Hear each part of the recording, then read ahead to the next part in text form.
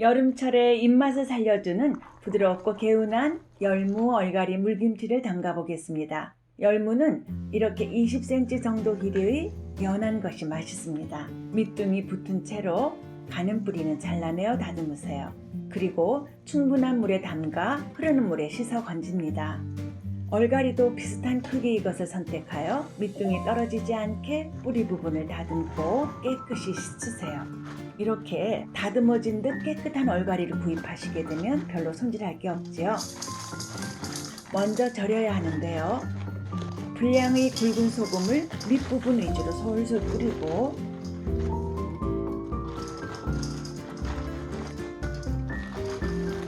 소금이 씻기지 않도록 손바닥으로 가리고 물을 촉촉히 뿌려 절입니다. 열무도 같은 방법으로 소금을 고루 뿌리고 물을 뿌려 절입니다. 1-20분에 한 번씩 위아래를 바꿔주면 고르게 잘 절여집니다. 여린 잎이니 힘을 주어 세게 주무르면 풋내가 나요. 주의하세요.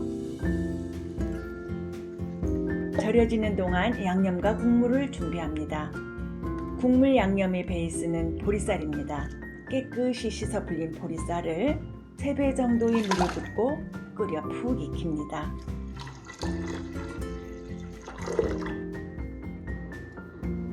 이제 양념입니다. 열무와 얼갈이는 통째로 담글 예정이므로 가는 파도 길이를 맞추어 2등분만 하세요. 뿌리가 굵은 것은 양념 맛이 잘 우러나고 먹기 쉽도록 갈라주세요.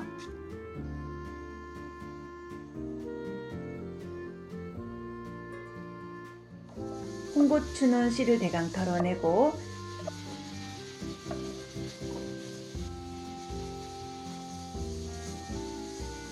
잘 갈릴 수 있도록 서너 등분하여 블렌더에 넣으세요.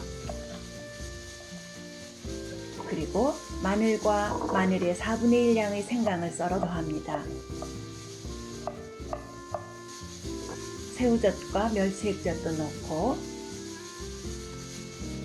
잘 갈아질 수 있을 정도의 생수를 붓고 곱게 갑니다.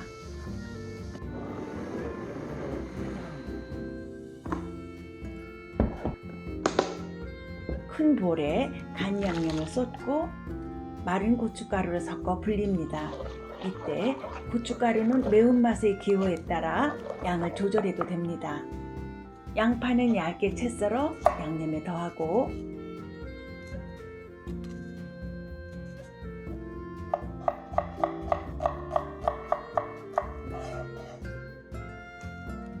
손질한 가는 파도 함께 섞어둡니다. 보리쌀이 푹 삶아지면 식혀서 블렌더에 넣고 물을 더해 곱게 갈아주세요.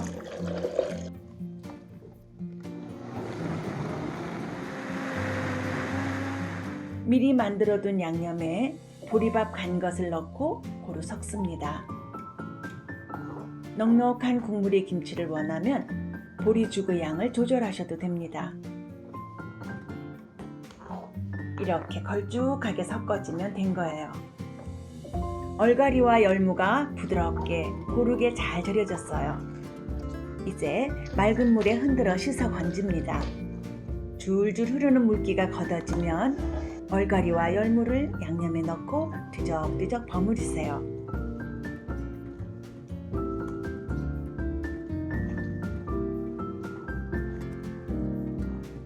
이제 김치통에 얼갈이, 열무, 가는파를 한 줌씩 집어 차곡차곡 담습니다. 이렇게 하면 열무와 얼갈이가 특유의 맛을 낸답니다. 켜켜로 담을 때 방향을 바꿔가며 얹어주면 김치가 가지런히 정리되어 꺼내기도 좋답니다. 이대로 익혀 먹어도 좋지만 지금은 국물을 부어줄 거예요. 김치 버무린 그릇에 생수를 붓고 아까 남겨둔 보리죽을 섞어 구수한 맛을 먼저 내세요. 그리고 김치통에 부어 잘 어우러지게 한 후 소금으로 간을 맞춥니다. 김치 국물을 조금 덜어서 소금을 잘 섞은 후에 이렇게 뿌리듯 넣어주면 됩니다. 국물이 간을 맞출 때에는 맛을 봐도 되지만 염도계를 사용하면 편리해요.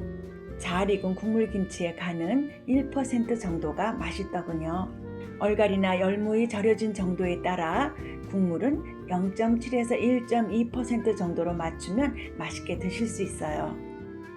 이렇게 통에 넣어 상온에 하루 정도 두어 익힌 후 냉장고에 넣으면 정말 깔끔한 여름김치를 맛볼 수 있답니다.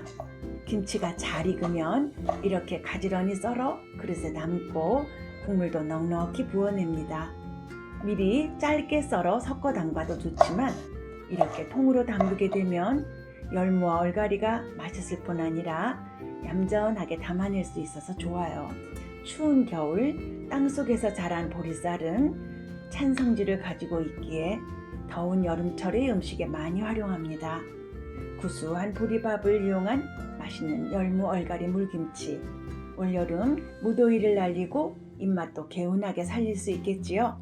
구독과 좋아요는 반가음식 연구소 소장들에게 많은 힘이 됩니다.